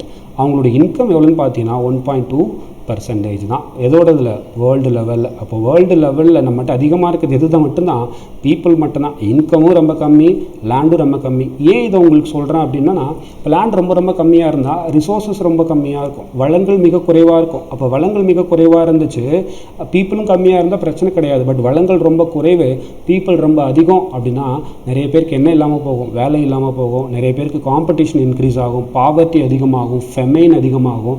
அப்போ இந்தியாவில் இதெல்லாம் நடக்கிறதுக்கு காரணம் பாப்புலேஷன் தான். ஏன்னா நம்மக்கிட்ட அதிகமான மக்கள் இருக்கிறது முக்கியம் இல்லை, அதுக்கேற்ற என்ன இருக்கணும், ரிசோர்ஸ் இருக்கணும். அப்போ ரிசோர்ஸ் இப்போவே நமக்கு யூஸ் ஆகாத போது ஃப்யூச்சரில் கண்டிப்பாக ரிசோர்ஸ் என்ன ஆகாது, யூஸ் ஆகிறதுக்கு வாய்ப்பு ரொம்ப ரொம்ப கம்மி தான். அடுத்து சைல்டு லேபர் இந்தியாவில் மொத்த சைல்டு லேபர் 12 மில்லியன். எவ்வளோ சைல்டுன்னு பார்த்தோம், சைல்டு லேபர் 12 மில்லியன் சைல்டு இந்தியாவில் என்னவாக தான் இருக்காங்க, சைல்டு லேபராக தான் இருக்காங்க. பட் வேர்ல்டு வைடு பார்த்தோன்னா மொத்தம் 217 மில்லியன்ஸ் இருக்காங்க. அப்போது சைல்டு லேபர்ன்றது இந்தியாவுக்கு மட்டுமானது கிடையாது, வேர்ல்டு லெவல்லையும் இந்த ப்ராப்ளம் இருக்குது. இதெல்லாம் உங்களுக்கு ப்ரிலிம்ஸ் அஸ் வெல் அஸ் இன் மெயின்ஸ் உங்களுக்கு யூஸ் ஆகும். நெக்ஸ்ட் என்ன பார்க்க போகிறோம்னா சைல்டு ரிலேட்டடான ஆக்ட் இந்தியாவில் எதில் இருக்குதுன்னு பார்க்க போகிறோம். நம்ம ரெண்டு விதமாக பார்ப்போம். இதில் ஒன்று கான்ஸ்டிடியூஷனில் என்ன இருக்குது அண்ட் டைரக்ட் ஆக்ட் என்ன இருக்குன்றது. கான்ஸ்டிடியூஷன் இஸ் ப்ரொசீஜர், ஆக்ட்ன்றது அதை இம்ப்ளிமெண்ட் பண்ணுறது தான். கான்ஸ்டிடியூஷன் ப்ரொவிஷன்ஸை இம்ப்ளிமெண்ட் பண்ணுறது தான் நம்ம ஆக்ட்னு சொல்லுவோம். ஓகேவா? அப்போ ஆர்டிகல் 21A கான்ஸ்டியூஷன் ப்ரொவிஷனில் ஃபஸ்ட் நம்ம பார்க்க போகிறது ஆர்டிகல் 21A. நமக்கு எல்லாருக்குமே தெரியும். ஓகேவா? Article 21A. ஸோ இந்த ஆர்டிகல் 21A என்ன சொல்லுது அப்படின்னு பார்த்தீங்க அப்படின்னா, provides that state shall provide free and compulsory education to all children age of 6 to 14 years in such a manner as the state may by law determine. அதாவது 6 வயதிலிருந்து 14 வயது வரை உள்ள குழந்தைகளுக்காக என்ன கொடுக்கறது? ஃப்ரீ அண்ட் கம்பல்சரி எஜுகேஷன், இலவச மற்றும் கட்டாய கல்வி. யாருக்கு? 6 வயசுலேருந்து 14 வயசு வரைக்கும். நமக்கு எல்லாருக்குமே மோஸ்ட்லி இந்த ஆர்டிகல் 21A தெரியும். ஏன்னா ஆர்டிகல் 21A எந்த அமெண்ட்மெண்ட்டில் கொண்டு வந்தாங்க அப்படிங்கிறது என்ன பண்ணுங்கள், கமெண்ட் பாக்ஸில் சொல்லுங்கள். எந்த அமெண்ட்மெண்ட்டில் எந்த இயரில் கொண்டு வந்தாங்க? ஆக்சுவலி நம்ம ஒரு விஷயம் படிக்கும்போது இப்படி தான் படிக்கணும், உட்காந்து மனப்பாடம் பண்ணக்கூடாது. ஓகே, இப்போ ஆர்டிகல் 21A பார்க்குறோம், எந்த வருஷம் வந்தது, அப்போ இது எந்த இடத்துல யூஸ் பண்ணலான்னு பார்க்கணும். இப்படி தான் நீங்கள் வந்து எக்ஸாமுக்கு ப்ரிப்பேர் பண்ணணும். சும்மா ஜஸ்ட் நோட்ஸ் மட்டும் எடுக்கிறது யூஸ்ஃபுல்லாக இருக்காது. அந்த நோட்ஸை எக்ஸாமில் எங்கே யூஸ் பண்ண முடியுன்றதை நீங்கள் படிக்கும்போது என்ன பண்ணி பார்க்கணும், திங்க் பண்ணி பார்க்கணும். அண்ட் என்ன பண்ணணும், ப்ராக்டிசஸ் பண்ணணும். அப்புறம் டெய்லி ப்ராக்டிசஸ் பண்ணணும். ஓகே, அது உங்களுக்கு இந்த லாக்டவுன் பீரியடில் 2 விதமான ஆப்பர்ச்சுனிட்டிஸ் உங்களுக்கு க்ரியேட் பண்ணியிருக்கு. உங்களுக்கு நிறைய டைம் கிடச்சிருக்கும், பட் அந்த டைமை எப்படி யூஸ் பண்ணணும்னு தெரியாமல் இருப்பீங்க. ஓகே, ஸோ நீங்கள் இப்படி இருந்தீங்க அப்படின்னா ரொம்ப ரொம்ப கஷ்டம். ஏன்னா இருக்க டைமை நீங்கள் எப்படி யூட்டிலைஸ் பண்ணுறீங்கன்றதா இருக்குது. எல்லாருமே யூட்டிலைஸ் பண்ணுவாங்க. யாரெல்லாம் பாஸ் பண்ண போகிறாங்களோ அவங்க யூட்டிலைஸ் பண்ண போகிறான். ஓகே, ஏன்னா டிஎன்பிஎஸ்சி பொறுத்தளவுக்கு உங்களுக்கு நாலேஜ் இருக்கா இல்லையான்னு முக்கியம் இல்லை. ஓகேவா? நீங்கள் எவ்வளோ படிக்கிறீங்க, அது எப்படி யூஸ் பண்ணி பார்க்குறீங்க அப்படிங்கிறத பொறுத்து தான். ஏன்னா அந்தளவுக்கு ஹைலி குவாலிஃபைடு கொஷின்ஸ்லாம் டிஎன்பிஎஸ்சி எனக்கு தெரிஞ்சு கேட்குறதில்ல. Direct questions from book and indirect சில கொஷின்ஸ் கேட்பாங்க. ஓகேவா? அதனால் நீங்கள் என்ன பண்ணிக்கோங்க, புக்கு நல்லா தரவாக படிச்சுக்கோங்க, கரண்ட் அஃபேர்ஸ் படிங்க, அண்ட் நோட்ஸ் எழுதுங்க. மெயின்ஸ்க்கு நீங்கள் படிக்கிறீங்க, மெயின்ஸ்க்கு ப்ரிப்பேர் பண்ணுறீங்கன்னா நோட்ஸ் மேக்கிங் ரொம்ப இம்பார்ட்டன்ட். ஒவ்வொரு டாப்பிக்குமே அட்லீஸ்ட் உங்ககிட்ட 1 or 2 pages நோட்ஸாவது இருக்கணும். ஏன்னா அதை வச்சு தான் நீங்கள் மெயின்ஸில் என்ன பண்ண முடியும், ஆன்சர் பண்ண முடியும், என்ன கேள்வி கேட்டாலும். அதேமாதிரி சில ஃபேக்ட் எல்லாம் உங்களுக்கு ஆன்லைன்லேயே இருக்குது. ஆன்லைன் தான் மிகப்பெரிய சோர்ஸ் உங்களுக்கு மெயின்ஸ்க்கு. பிகாஸ் ஆன்லைனில் நீங்கள் சர்ச் பண்ணிங்கன்னா உங்களுக்கு எல்லா கண்டென்ட்டுமே கிடைக்கும். ஸோ இன்டர்நெட் ஃபெசிலிட்டிஸ் உங்ககிட்ட இருக்குது, மொபைல் ஃபோன் இருக்குது, ஆர் லேப்டாப் இருக்குது. அதை யூஸ் பண்ணி டெய்லி நோட்ஸ் எழுத பாருங்கள், டைம் வேஸ்ட் பண்ணாதீங்க. ஓகே, ஸோ மெயின்ஸ்க்குலாம் நீங்கள் வந்து ப்ரிலிம்ஸ் முடிச்சதுக்கப்புறம் நீங்கள் மெயின்ஸை ரிவைஸ் தான் பண்ணணுமே தவிர அப்போ உட்காந்து நோட்ஸ் மேக்லாம் பண்ண முடியாது, ரொம்ப ரொம்ப கஷ்டம். அதனால் இந்த டைமை வந்து mains as well as prelims ரெண்டுக்குமே என்ன பண்ணிக்கோங்க, யூஸ் பண்ணிக்கோங்க. இப்போ ஆர்டிகல் 21A 6 வயதுலேருந்து 14 வயது வரை உள்ள குழந்தைகளுக்கு இலவச மற்றும் கட்டாய கல்வி கொடுக்குறது. இது இந்திய அரசியலமைப்புள்ள விதி. அடுத்து ஆர்டிகல் 24. ஆர்டிகல் 24 என்ன சொல்லுது அப்படின்னா, 14 வயதிற்கு கீழ் உள்ள, அதாவது provides that no child below the age of 14 years shall be employed to work in any factory or mine or engaged in any other hazardous employment. 14 வயதிற்கு கீழ் உள்ளவங்களை என்ன பண்ணக்கூடாது, எம்ப்ளாய்மெண்ட் ஆக்டிவிட்டீஸில் ஏதோ ஒரு ஃபேக்ட்ரிலேயோ இல்லை மைனிங்லேயோ என்கேஜ் பண்ணக்கூடாது, or any other hazardous employment. அப்போ 14 வயசுக்கு கீழே இருக்கவங்களை பணியமர்த்துறதை தடை செய்கிறதுக்காக தான் ஆர்டிகல் 24. இது ரிலேட்டட் நம்ம என்ன கொண்டு வந்திருக்கோம், சைல்டு லேபர் ஆக்ட் அப்படின்னு ஒரு ஆக்ட் கொண்டு வந்திருக்கோம். அதை நம்ம லேட்டராக பார்ப்போம். ஓகேவா? ஓகே, அடுத்து ஆர்டிகல் 39E. ஆர்டிகல் 39E என்ன சொல்லுது அப்படின்னு பார்த்தீங்க அப்படின்னா, சோஷியல் அண்ட் எக்கனாமிக் பெனிஃபிட்ஸ். யாருக்கு? சைல்டுக்கு. ஸோ அதுதான் ஆர்டிகல் 39E. மேலே பார்த்த ரெண்டுமே நம்ம என்ன சொல்லுவோம் அப்படின்னா வந்து ஃபண்டமெண்டல் ரைட்ஸ். இப்போ பார்க்க போகிறது டிபிஎஸ்பி. பிகாஸ் டிபிஎஸ்பி எதுலேருந்து ஸ்டார்ட் ஆகும், ஆர்டிகல் 36லேருந்து ஆர்டிகல் 51 வரைக்கும். ஃபண்டமெண்டல் ரைட்ஸ் எதில் ஸ்டார்ட் ஆகும், ஆர்டிகல் 12லேருந்து ஆர்டிகல் 35 வரைக்கும். 51A என்ன அப்படின்னு பார்த்தீங்கன்னா ஃபண்டமெண்டல் டியூட்டி, இது நமக்கு தெரியும். ஓகே, அப்போ ஆர்டிகல் 39 எது கீழே வருது அப்படின்னு பார்த்தீங்கன்னா, ஸோ டிபிஎஸ்பி கீழே வருது. அப்போ டிபிஎஸ்பி அப்படிங்கிற ஸ்டேட் ஃபியூச்சரில் இம்ப்ளிமெண்ட் பண்ணுற பாலிசி, அதாவது directive principle of state policy, அரசு நெறிமுறைப்படுத்தும் கொள்கை கோட்பாடுகள். ஸோ இதில் என்ன சொல்லுதுன்னா, article 39E social and economic justice பற்றி சொல்லுது. Provides that the shall in particular direct its policy towards securing that the health and strength of workers men and women.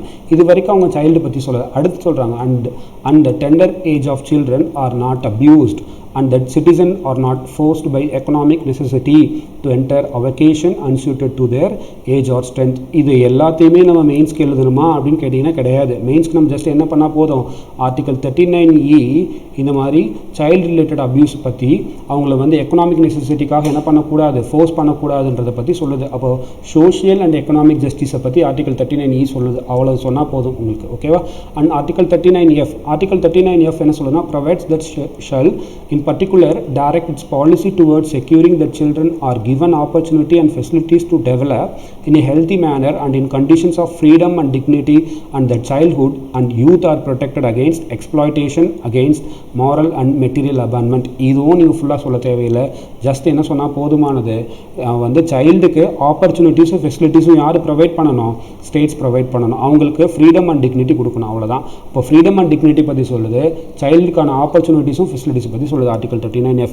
Article 39E என்ன சொல்லுது, economic and social benefits to child. Article 39F opportunity and facilities to child. அடுத்து article 45. Article 45 நமக்கு எல்லாருக்குமே தெரியும், 6 வயசுக்கு கீழே இருக்கவங்க until they complete the age of 6 years, 6 வயசு கீழே இருக்கவங்களுக்கு ஸ்டேட் என்ன பண்ணணும், சைல்டுஹுட் கேரோ இல்லை எஜுகேஷனோ, அவங்களுக்கு ஏர்லி எஜுகேஷனோ கொடுக்கணுன்றதான். ஆக்சுவலி இது அமெண்ட்மெண்ட் மூலமாக சேஞ்ச் பண்ணிட்டோம். ஏன்னா முன்னாடி 6 to 14 இயர்ஸ் ஏஜில் இருக்கவங்களுக்கு சில இது கொடுத்துருந்தது. அதான் நம்ம ஆர்டிகல் 21A என்ன பண்ணிட்டோம், அமெண்ட்மெண்ட் பண்ணி மாற்றிட்டோம். இப்போ இது 6 வயசுக்கு கீழே இருக்கவங்களா மாற்றிருக்கோம், ஓகேவா. Next one article 14.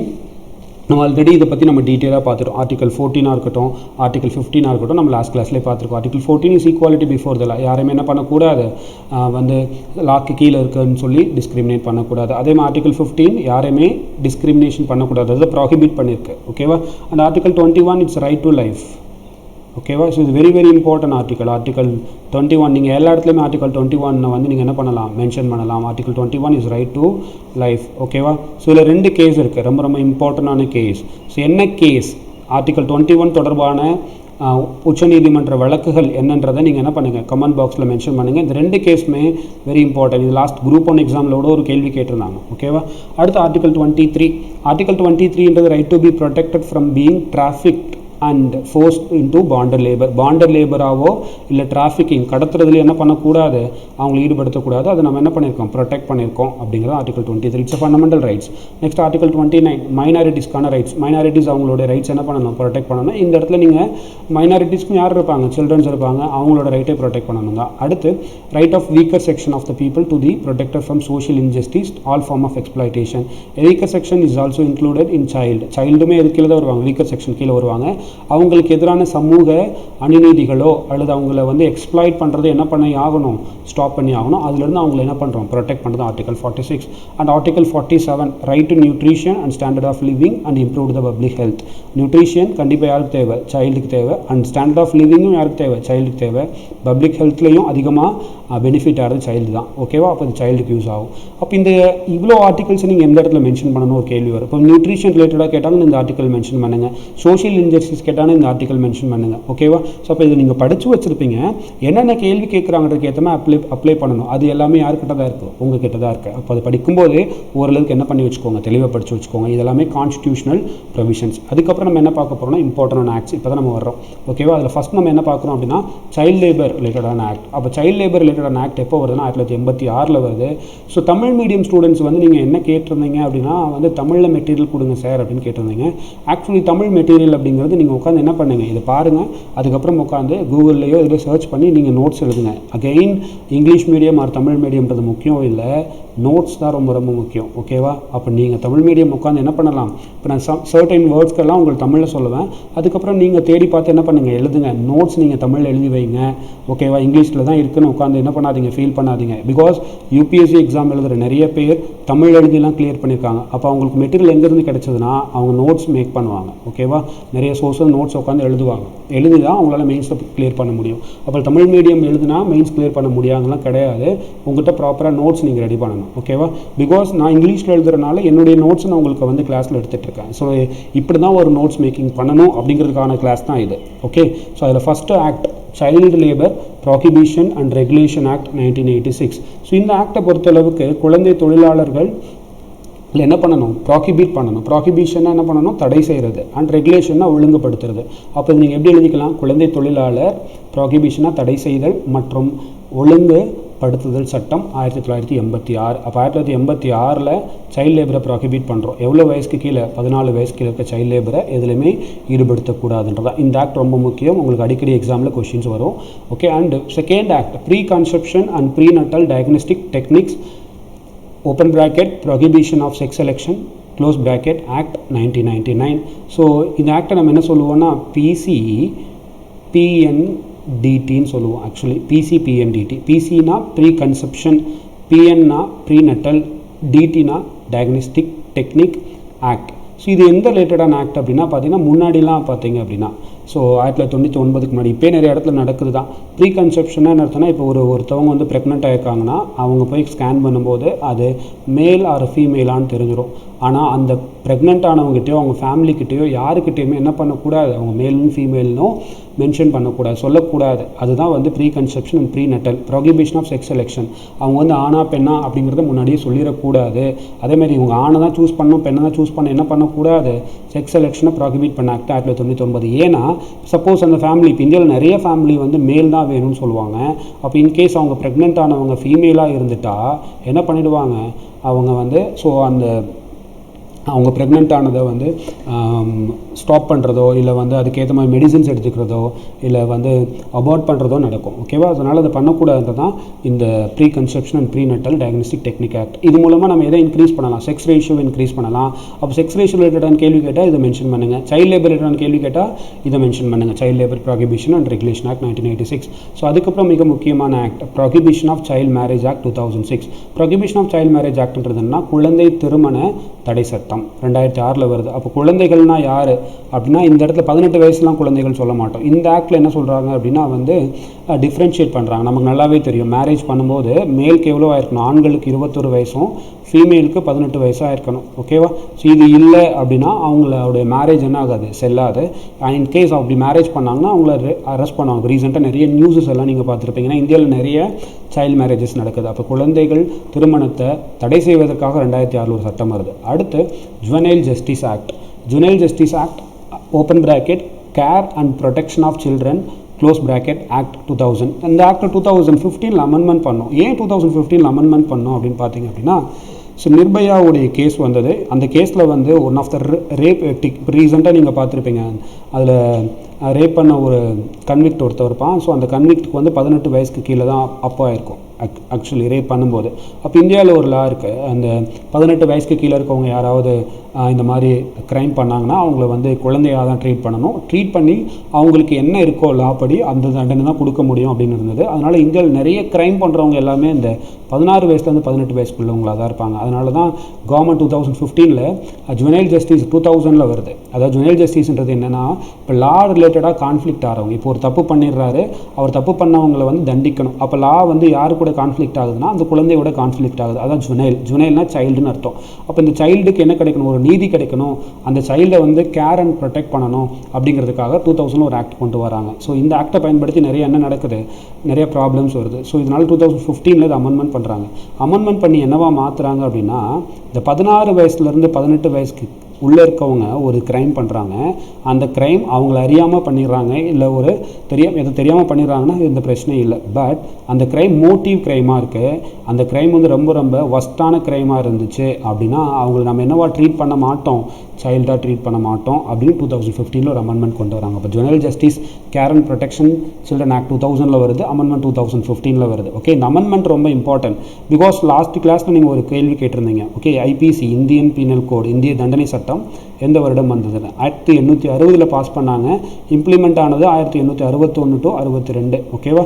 சில இடத்துல ஐபிசி 1861 இருக்கும், சில இடத்துல ஐபிசி 1816 இருக்கும். இப்போ லாஸ்ட் கிளாஸ் வந்து கமெண்ட் பாக்ஸில் ஒருத்தவங்க டவுட் கேட்டிருந்தாங்க. என்னன்னா ஐபிசி 1861 1861 அல்லது 1870 கேட்டிருந்தீங்க. ஆக்சுவலி 1870 ஐபிசி வரலை. ஐபிசி வந்து 1860 லா பாஸ் பண்ணுறோம். ஓகே, ஸோ எப்போ 1870க்கும் அதுக்கு என்ன சம்மந்தம் உங்கள் புக்கில் கொடுத்துருப்பாங்கன்னா, ஆக்சுவலி இட்ஸ் அன் அமெண்ட்மெண்ட். 1870 வந்தது அமெண்ட்மெண்ட்ஸ். அந்த அமெண்ட்மெண்ட் மாதிரி தான் ஜுவனைல் ஜஸ்டிஸ் அமெண்ட்மெண்ட் 2015 வருது. ஸோ அதுக்கப்புறம் ரொம்ப ரொம்ப இம்பார்ட்டண்டான ஒரு act, right to education act. So இந்த ஆக்ட் பற்றி நமக்கு எல்லாருக்கும் தெரியும், நிறைய படிச்சிருக்கோம். ஓகேவா? ஸோ 6 வயசுலேருந்து 14 வயசு வரைக்கும் உள்ள குழந்தைகளுக்கு கட்டாய கல்வி கொடுக்குறது, அதுக்காக நம்ம சர்வசிக்ஸ் அபியானை பயன்படுத்துகிறோம் அப்படிங்கிறதுலாம் தெரியும். அது மூலமாக இந்தியாவில் லிட்ரேசி ரேட் அதிகமாக இருக்குன்றதெல்லாம் தெரியும். அப்போ இந்தியாவிலேயே சைல்டு ரிலேட்டடான லிட்ரேசி ரேட் அதிகமாக இருக்க மாநிலம் எது? ஓகே, குழந்தை தொடர்பான கல்வி அதிகமாக கொடுக்குற மாநிலம் எது அப்படிங்கிறத நீங்கள் கமெண்ட் பண்ணுங்கள். ஓவரால் லிட்ரேசி நமக்கு தெரியும் கேரளான்னு. ஓகேவா? சைல்டு லிட்ரேசி யார் அப்படிங்கிறத நீங்கள் என்ன பண்ணுங்கள், கமெண்ட் பண்ணுங்கள். அதே மாதிரி நீங்கள் பார்த்தீங்கன்னா அந்த conversion of school education to higher education சொல்லுவோம். இப்போ ஸ்கூல் முடிச்சுட்டு காலேஜ் நிறைய பேர் போவாங்கல்ல, அதில் அதிகமான கன்வர்ஷன் பண்ணுறது யாருன்னா தமிழ்நாடு தான். எவ்வளோ பர்சன்டேஜ் தமிழ்நாடு ஸ்கூல் எஜுகேஷன்லேருந்து ஹையர் எஜுகேஷன் கன்வெர்ட் பண்ணுறாங்கன்றதை நீங்கள் என்ன பண்ணுங்கள், கமெண்ட் பண்ணுங்கள். ஓகேவா? ஓகே, அப்போ ரைட் டு எஜுகேஷன் ஆக்ட் 2009 வருது. இது மாதிரி இந்த ஆக்ட் வந்து ஃப்ரீ அண்ட் கம்பல்சரி எஜுகேஷன் எல்லாருக்குமே கொடுக்குது. ஓகேவா? அண்ட் யாருக்குன்னா 6 வயசுலேருந்து 14 வயசு இருக்கிற குழந்தைகளுக்கு. அடுத்து த ஃபேக்ட்ரிஸ் ஆக்ட் 1948. இந்த ஃபேக்ட்ரிஸ் ஆக்ட் அப்படிங்கிறது என்ன தெரியுமா, தொழிற்சாலைகள் சட்டம் சொல்லுவோம். 1948 இந்த ஃபேக்ட்ரிஸ் ஆக்ட் வருது. இண்டிபெண்டன்ஸ்க்கு அப்புறம் நம்ம கொண்டு வரோம் ஃபேக்ட்ரிஸ் ஆக்ட் 1948. ஏன் ஃபேக்ட்ரிஸ் ஆக்ட் கொண்டு வரணும் அப்படின்னா, பிரிட்டிஷ் டைமில் ஃபேக்ட்ரிஸ் ஆக்ட் நம்ம ப்ராப்பராக என்ன பண்ணலை, என்ஃபோர்ஸ் பண்ணலை. ஆக்சுவலி முதலாக தொழிற்சாலை சட்டம் இந்தியாவில் கொண்டு வரப்பட்டது யாருடைய காலத்தில்னா 1881 வந்தது. Okay, factories act 1881. அதுக்கப்புறம் இன்னொரு ஃபேக்ட்ரிஸ் ஆக்டும் கொண்டு வந்தோம் 1891. இந்த ஆக்ட் உங்களுக்கு அடிக்கடி டிஎன்பிஎஸ்சியில் கொஸ்டின் கேட்பாங்க. ஃபேக்ட்ரிஸ் தொழிற்சாலை சட்டம் பிரிட்டிஷ் டைமில் வந்தது 1881. ரெண்டாவதாக வந்தது 1891. இந்த 1881 முதல்ல கொண்டு வரப்பட்ட போது இந்தியாவினுடைய வைஸ்ராயா யார் இருந்தா, ஓகே அப்படிங்கிறத கமெண்ட் பண்ணுங்கள். ஓகேவா? அதாவது 1881 தொழிற்சாலை சட்டம் கொண்டு வரப்பட்ட போது இந்தியாவில் வைஸ்ராயாக இருந்தவங்க யார்? இதை தான் நம்ம 1948 கொண்டு வரோம் ஃபேக்ட்ரிஸ் ஆக்ட். இந்த ஃபேக்ட்ரிஸ் ஆக்டில் என்ன சொல்கிறோன்னா, 14 வயதிற்கு கீழ் உள்ளவங்களை, பிலோ 14 இயர்ஸ் இருப்பாங்கள்ல, அவங்கள நம்ம என்ன பண்ணக்கூடாது, எம்ப்ளாய்மெண்ட்டில் ஈடுபடுத்தக்கூடாதுன்றது தான் அது. ஓகேவா? அடுத்து மைன்ஸ் ஆக்ட் 1952. மைனிங்கை பொறுத்தளவுக்கு 16 வயது இருக்குது. அதாவது ஃபேக்ட்ரிஸ் ஆக்ட்டுக்கு 14, மைன்ஸ்க்கு எவ்வளோ, 16.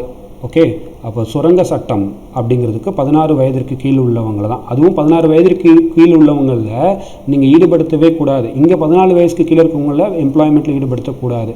ஈவன் 16 வயசுக்கு மேலே இருக்காங்க, இப்போ 17, 18 இருக்காங்க அப்படின்னா அவங்களுக்கு ஃபிசிக்கல் ஃபிட்னஸ் சர்டிஃபிகேட் ப்ராப்பராக இருந்தால் மட்டும்தான் அவங்களை என்ன பண்ணணும், ஈடுபடுத்தணும் அப்படிங்கிறது தான் அந்த மைன்ஸ் ஆக்டை பொறுத்தளவுக்கு. ஃபேக்ட்ரிஸ் ஆக்டில் பிலோ 14 யாரையுமே ஒர்க் பண்ண வைக்கக்கூடாது. மைன்ஸ் ஆக்டில் 1952 கீழே யாரையும் ஒர்க் பண்ண வைக்கக்கூடாது. ஆக்சுவலி மைன்ஸில் பொறுத்தளவுக்கு சைல்டு தான் அதிகமாக என்ன பண்ணுவாங்க, யூஸ் பண்ணுவாங்க. ஆக்சுவலி நீங்கள் பார்த்துருப்பீங்க, அதில் நிறைய இது ரிலேட்டடாக நீங்கள் கட்டுரைகள்லாம், நீங்கள் எடிட்டோரியல்ஸ்லாம் நிறைய பார்க்கலாம். அடுத்து போக்சோ ஆக்ட். ஸோ போக்சோ ஆக்டை பொறுத்தளவுக்கு நீங்கள் பார்த்தீங்க அப்படின்னா the protection of children from sexual offence act 2012 வருது.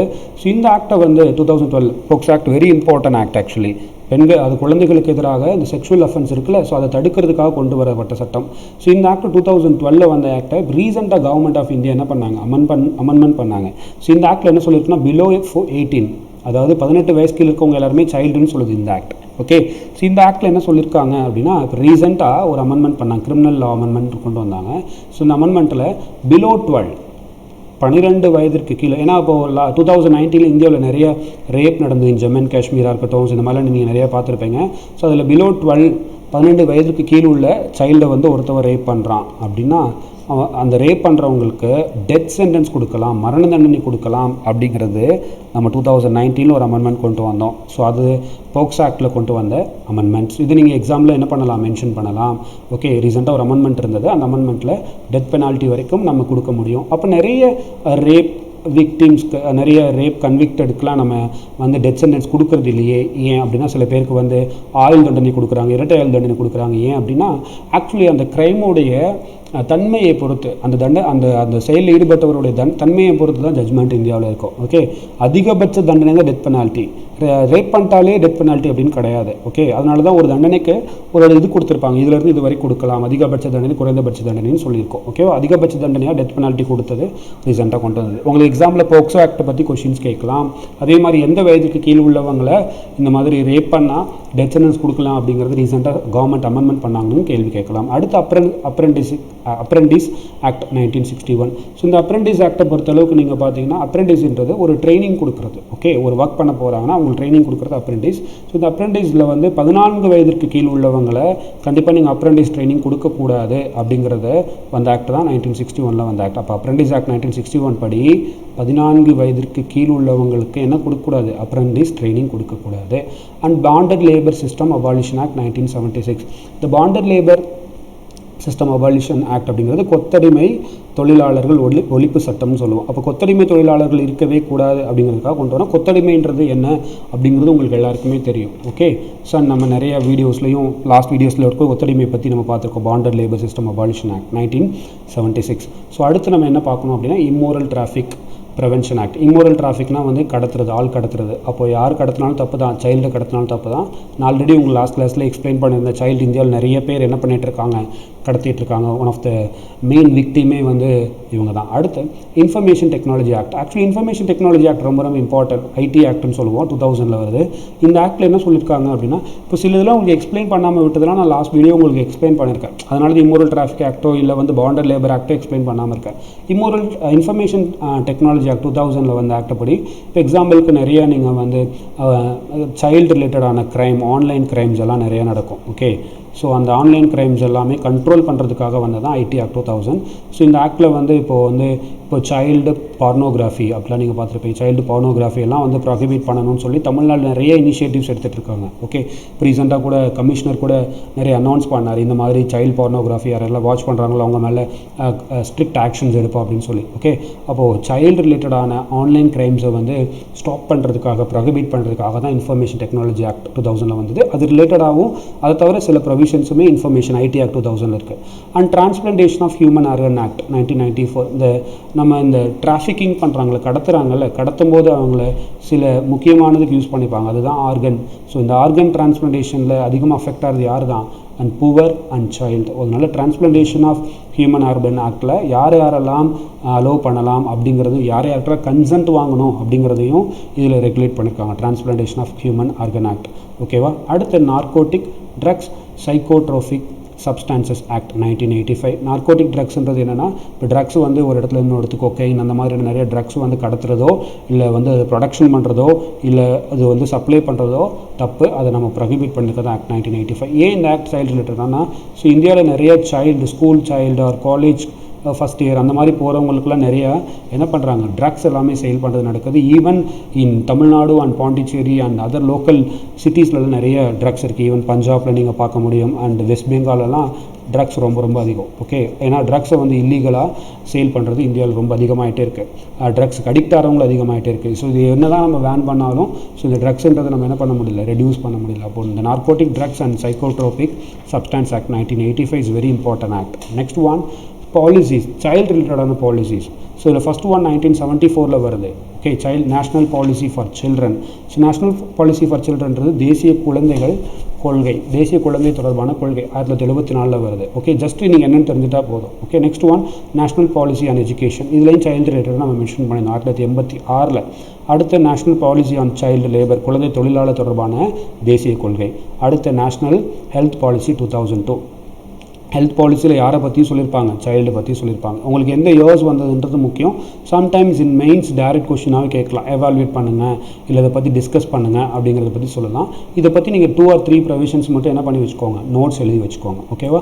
ஓகே, ஸோ நெக்ஸ்ட் ஒன் நீங்கள் இப்போ பார்த்தோம் அப்படின்னா அந்த பாலிசிஸ் நம்ம பார்த்தோம், ஆக்ட் பார்த்தோம், அதே மாதிரி கான்ஸ்டியூஷனல் ப்ரொவிஷன்ஸ் என்னன்றது பார்த்தோம், அவங்கள பற்றி இன்ஃபர்மேஷன் பார்த்தோம். சைல்டு ரிலேட்டடாக நீங்கள் என்ன கேள்வி கேட்டாலும் உங்களால் என்ன பண்ண முடியும், ஆன்சர் பண்ண முடியும். இது தெரிஞ்சாலே போதுமானது.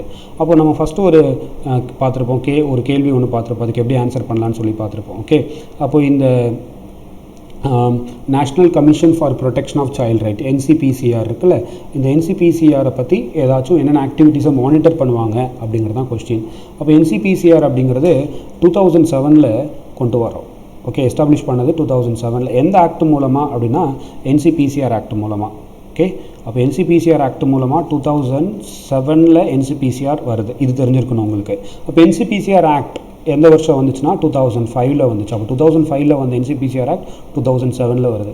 அப்போ ஆப்வியஸ்லி சைல்டோட குழந்தைகள் உரிமைகளை ப்ரொடெக்ட் பண்ணுறதுக்கான கமிஷன் தான் இது, தேசிய கமிஷன் தான். அப்போ இவங்களோட வேலை என்னவாக இருக்கும்? சைல்டு அப்யூசஸ் மானிட்டர் பண்ணுறது, இல்லை சைல்டு ரிலேட்டடாக என்னென்ன இஷ்யூஸ் வருதுன்றதை மானிட்டர் பண்ணுறது, சைல்டு லேபரை மானிட்டர் பண்ணுறது, இதெல்லாமே இவங்களோடதாக இருக்கும். அப்போ இது எல்லாமே நீங்கள் ஒவ்வொரு ஹெட்டிங்காக போட்டு ஒரு 5-6 இஷ்யூவை வச்சு நீங்கள் இதெல்லாம் மானிட்டர் பண்ணுறாங்க, இதெல்லாம் எவால்வேட் பண்ணுறாங்க, கவர்மெண்ட்டுக்கு ப்ராப்பராக ரிப்போர்ட்ஸ் கொடுக்குறாங்க. ஓகே, ஸோ அதுக்கப்புறம் சைல்டு ரிலேட்டட் இஷ்யூஸ் வந்துச்சுன்னா சைல்டு ரிலேட்டட் கமிஷன்ஸ்க்கு இவங்க வந்து சப்மிட் பண்ணுறது, இது எல்லாத்தையுமே நீங்கள் என்ன பண்ணலாம்? மெயின்ஸில் எழுதலாம். இதுக்குன்னு ரெடிமேட் ஆன்சர் எதுவுமே கிடையாது. உங்களுக்கு இதெல்லாம் தெரிஞ்சால் இதை பேசிக்ஸ் வச்சு நீங்கள் அப்ளை பண்ணலாம். ஸோ மெயின்ஸ்ன்றது very simple, basics plus fact, அதுக்கப்புறம் உங்கள்கிட்ட இருக்க அண்டர்ஸ்டாண்டிங், இந்த 3 தான். அதுக்கப்புறம் ரைட்டிங் ப்ராக்டிஸ், இதெல்லாம் வச்சு நீங்கள் மெயின்ஸ் என்ன பண்ண முடியும்? ஈஸியாக முடிக்க முடியும். அப்போ மெயின்ஸ்க்கு நீங்கள் கொஞ்சம் கொஞ்சமாக நோட்ஸ் மேக் பண்ணணும். ஓகே, ஸோ அது உங்களுக்கு கண்டிப்பாக எங்கே யூஸ் ஆகும்? ப்ரிலிம்ஸ்லேயும் யூஸ் ஆகும். ஓகேவா? ஸோ அதனால் இதுக்கு அடுத்து வர வீடியோ சீரீஸில் நம்ம இதே மாதிரி ஒவ்வொரு ப்ரொவிஷன்ஸாக ஒவ்வொரு ரிலேட்டடாக உமன் அண்ட் சைல்டு, அதே மாதிரி பார்த்தோம் அப்படின்னா வந்து என்விரான்மெண்ட், இந்த மாதிரி லா என்ன இருக்குது, கான்ஸ்டியூஷனல் ப்ரொவிஷன்ஸ் என்ன இருக்குது அப்படிங்கிறத நம்ம பார்ப்போம். மெயின்ஸ்க்கு இது எப்படி யூஸ் ஆகுன்றது அப்படிங்கிறத பார்ப்போம். ஓகேவா? ஸோ ஓகே, நெக்ஸ்ட் என்ன டாபிக் பார்க்கலாம் அப்படிங்கிறத நீங்கள் என்ன பண்ணுங்கள்? கமெண்ட் பாக்ஸில் மென்ஷன் பண்ணுங்கள். இதுக்கு முன்னாடி நான் உங்களுக்கு வீடியோவில் நிறைய கொஷின்ஸ் கேட்டிருந்தேன், அதையும் நீங்கள் என்ன பண்ணுங்கள்? கமெண்ட் பாக்ஸில் மென்ஷன் பண்ணுங்கள். உங்களுக்கு ஏதாவது டவுட் இருந்தாலும் நீங்கள் கமெண்ட் பாக்ஸில் சொல்லலாம், அதை உங்களுக்கு நெக்ஸ்ட் வீடியோவில் நான் கிளியர் பண்ணுவேன். அண்ட் இந்த வீடியோ உங்களுக்கு பிடிச்சிருந்தா லைக் பண்ணலாம். அண்ட் இந்த வீடியோ உங்களுடைய ஃப்ரெண்ட்ஸ் யாருக்காவது வேணும், அவங்க பார்க்கணும் அப்படின்னு நினச்சா நீங்கள் இந்த வீடியோவை ஷேர் பண்ணலாம். அண்ட் எங்களுடைய யூடியூப் சேனலை நீங்கள் என்ன பண்ணலாம்? சப்ஸ்கிரைப் பண்ணலாம். ஓகே, ஸோ நெக்ஸ்ட் வீடியோ வர வரைக்கும் இந்த வீடியோ அண்ட் எக்ஸாம்ஸ் ரிலேட்டடாக நிறையா உட்காந்து பாருங்கள், நிறையா படிச்சுட்ருங்க. ஓகேவா? ஓகே, ஸோ டைம் வேஸ்ட் பண்ணாதீங்க. ஸோ டைம் ரொம்ப ரொம்ப இம்பார்ட்டன்ட். பிகாஸ் எக்ஸாம் ப்ரிப்பேர் பண்ணுறவங்களுக்கு அந்த டைமை மட்டும் நம்ம மிஸ் பண்ணிட்டோம்னா அடுத்து அந்த டைம் நமக்கு கெயின் பண்ண முடியாது. இந்த டைம், கோவிட் டைம், உங்களுக்கு ரொம்ப ரொம்ப முக்கியமானது. ஸோ அதனால் எக்ஸாம் எப்போ வருதுன்றதை உட்காந்துலாம் அனலைஸ் பண்ணாதீங்க. நம்ம எக்ஸாமுக்கு ப்ரிப்பேர் ஆகிட்டோமா அப்படிங்கிற கேள்வியை மட்டும் டெய்லி கேட்டுக்கோங்க. ஓகேவா? ஏன்னா அந்த கேள்வியும் உங்களுக்கான ஆன்சர் சொல்லிடும். அதை தவிர வேறு எந்த மோட்டிவேஷனுமே உங்களுக்கு தேவையில்லை. நம்ம எக்ஸாமுக்கு ப்ரிப்பேர் ஆகிட்டோமா அப்படிங்கிறதா கண்டிப்பாக நம்ம மனசாட்சியே சொல்லும், நம்ம இன்னும் என்ன ஆகலை? ப்ரிப்பேர் ஆகலை. எதுக்கும்? ப்ரிலிம்ஸ்க்கும். அப்போ ப்ரிலிம்ஸ்க்கு என்னென்ன பண்ணணும், மெயின்ஸ்க்கு என்னென்ன பண்ணணும்? ஏன்னா prelims is very important. Because prelims clear பண்ணாமல் மெயின்ஸ்க்கு போக முடியாது. அப்போ ப்ரிலிம்ஸ்க்கு என்ன பண்ணணுன்றதை உட்காந்து பாருங்கள், பிளான் பண்ணுங்கள், சிலபஸ் உட்காந்து படிங்க. ஓகே, உங்கள் ஃப்ரெண்ட்ஸ் யார் ப்ராப்பராக எக்ஸாமுக்கு ப்ரிப்பேர் பண்ணுறாங்களோ அவங்க கூட டிஸ்கஸ் பண்ணுங்கள். ஓகேவா? பிகாஸ் அவன் தான் வந்து கரெக்டாக உங்களுக்கு கைட் பண்ணுவான். ஓகே, அண்ட் ஈவன் உங்களுக்கும் சில விஷயம் செல்ஃபாகவே தோணணும். உட்காந்து என்ன பண்ணுங்கள்? அனலைஸ் பண்ணுங்கள். ஸோ டெய்லி உங்களை மோட்டிவேட் பண்ணுறது முக்கியம் கிடையாது, செல்ஃப் மோட்டிவேஷன் ரொம்ப ரொம்ப முக்கியம். அப்போ செல்ஃப் மோட்டிவேட்டடாக இருங்க. எக்ஸாம் கிளியர் பண்ணதுக்கப்புறம் உங்கள் லைஃப் எப்படி இருக்கும், எக்ஸாம் கிளியர் பண்ணலைன்னா உங்கள் லைஃப் எப்படி இருக்கும் அப்படிங்கிறது மட்டும்தான் உங்கள் மைண்டில் தோணணும். ஓகே, அதனால் எக்ஸாமுக்கு ஃபுல்லாக ப்ரிப்பேர் பண்ணுங்கள். ஸோ எக்ஸாம் கிளியர் பண்ணுறது எப்படின்னு பாருங்கள். ஓகேவா? ஓகே, நம்ம நெக்ஸ்ட் வீடியோவில் பார்க்கலாம். ஸோ தேங்க்ஸ் ஃபார் வாட்சிங்.